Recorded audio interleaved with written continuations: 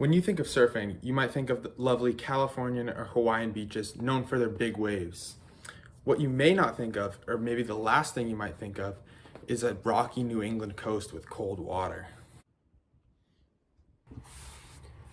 Normally, people associate East Coast beaches with beautiful rocky views, red lobster, and freezing cold water. They don't associate it with a thriving community of surfers. I sat down with veteran East Coast surfer John Iltis to talk about the bad rap behind East Coast surfing.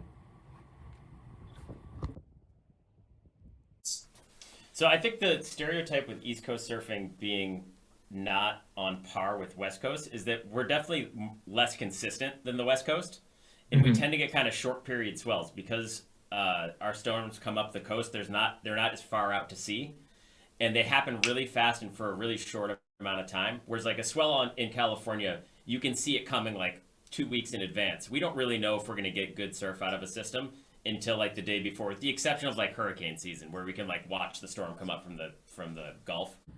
I sat down with skilled Californian surfer Caleb Coffey to talk about their experience with surfing on the East Coast and what surprised them the most about it.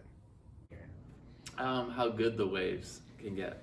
Mm-hmm. I feel like every time I've gone, they've been like, it's been not as consistent, but sometimes as good. Okay. Like, yeah, the times that does get good, it like gets as good, but not as much. Me and Caleb also talked about the differences in each surf community on their respective coasts.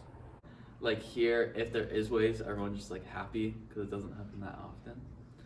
So yeah, I feel like everyone's happier and like in the water and stuff here more than over in California.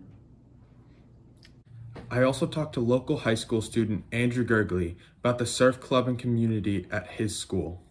I go to a small school in West Peabody, and I would have to say the surf interest in the school has grown exponentially over the past couple of years.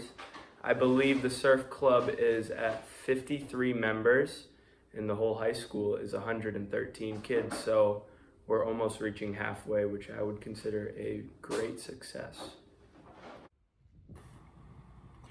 Surfing exists on the East Coast, but with inconsistent waves, it can be hard to know when and where to go.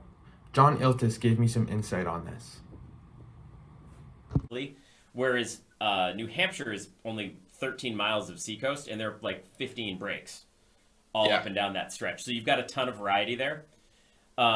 Cape Cod obviously has great beach breaks. Long Island is super fun. Montauk especially. That's where my wife's family's from.